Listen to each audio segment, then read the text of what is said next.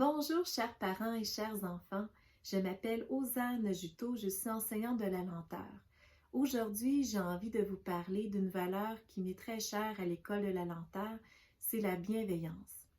Eh bien, j'ai été très bien inspirée par une lecture que je désire vous partager, de l'auteure Sophie Bouquet-Raby, qui a écrit le livre La ferme des enfants, une pédagogie de la bienveillance. Elle nomme l'enfant naturel, un enfant qui grandit dans la bienveillance et qui a une relation de confiance avec les adultes.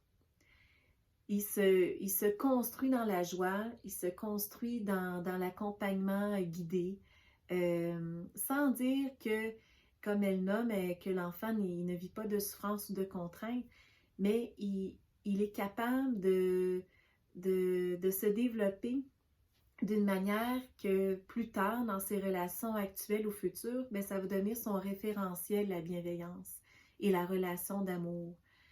Elle aussi, ce qu'elle explique, c'est que la crise qu'un enfant vit, une crise de colère ou de peine, c'est une décharge émotionnelle.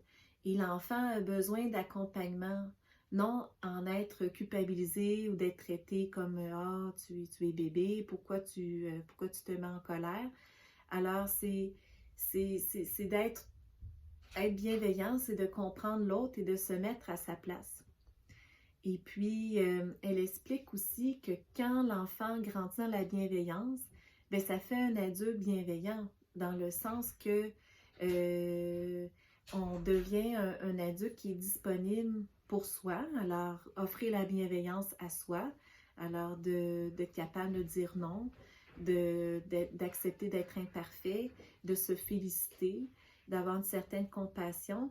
Puis quand on l'a à soi, ben on peut l'offrir à l'autre à différentes attentions qu'on donne, une écoute, un accompagnement, alors avec une intention qui est sincère.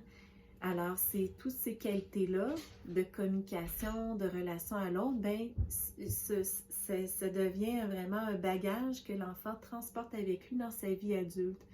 Puis même qu'elle élargit davantage, même dans les conflits dans le monde, les guerres. Quand on pense aux guerres, mais c'est souvent quand les gens maltraitent d'autres personnes, ils ont été eux-mêmes maltraités. Fait qu'ils répètent le même, le même engrenage là, relationnel ou émotionnel qu'ils font subir à d'autres enfants ou à leurs propres enfants. Alors, elle appelle ça la violence ordinaire ou la violence éducative. Et elle critique aussi dans le milieu de l'éducation, que ce soit dans le milieu d'éducation familiale ou le milieu d'éducation scolaire, la violence ordinaire. Alors, que ce soit, par exemple, à la maison, que ce soit le chantage émotif, que ce soit une gifle, d'une réprimande exagérée. Dans le milieu scolaire, bien, on parle de toutes les étiquettes qu'on peut poser, les exigences qu'on peut imposer aussi à l'enfant, de dire « Ah, tu es capable de faire plus » ou « Je comprends pas pourquoi tu as une difficulté dans tel apprentissage ».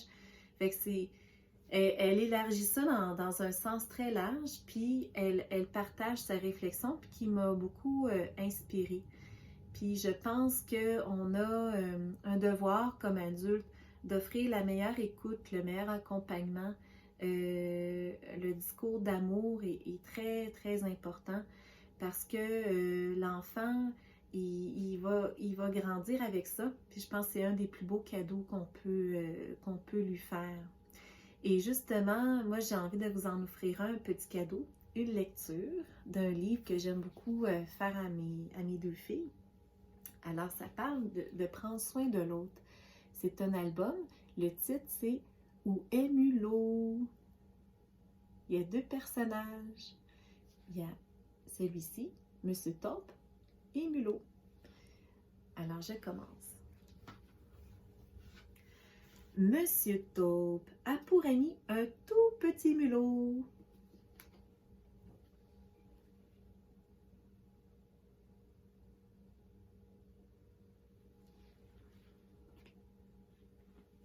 En prendre soin le rend heureux.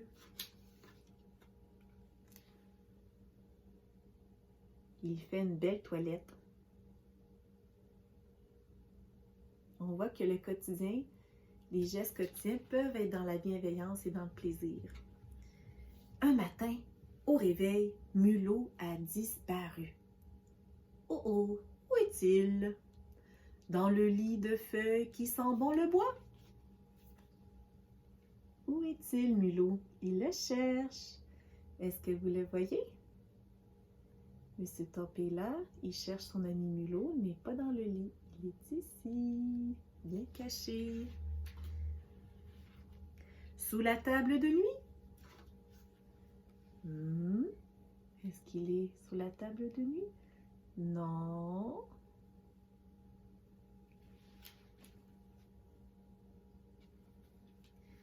Dans le pot de biscuits?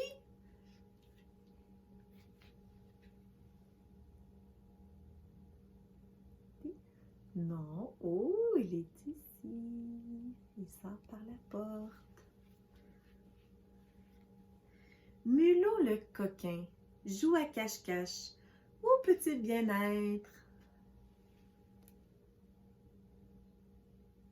Où est-il maintenant? Est-ce que tu le vois? Et oui, il est rendu dans l'arbre près du nid.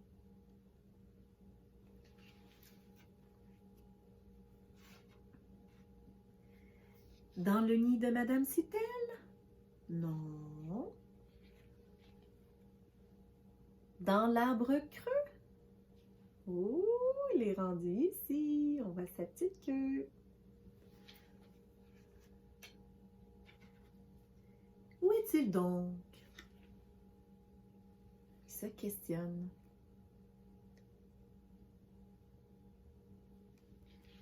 Oh, sur la tête de Monsieur Taupe? Sur sa tête? Non. Il est rendu sur son cou.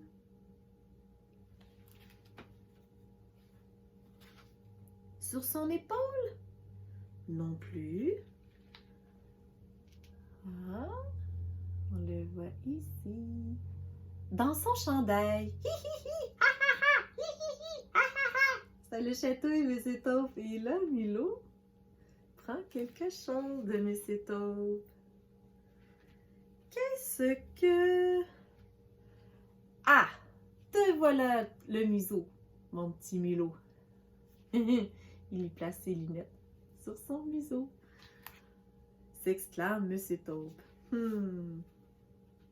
Mulot lui a joué un beau tour.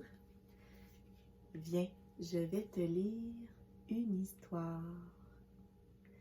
Et ça, l'histoire, je trouve, c'est un beau moment de partager avec l'enfant dans la bienveillance et dans l'amour, parce que c'est un rythme lent, c'est un rythme de petits moments qu'on fait notre cocon ensemble, même en classe avec les élèves de maternelle, c'était un petit moment en cercle tous ensemble où on avait ce moment de calme, de silence et partager une histoire drôle, une histoire triste, une histoire qui fait réfléchir.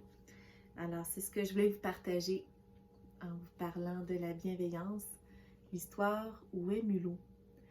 Et j'espère que ça vous a inspiré la bienveillance qu'on peut vivre au quotidien par nos gestes, par nos regards, par notre présence et juste une communication, un petit clin d'œil, un je t'aime, une attention particulière, ça n'en dit très long.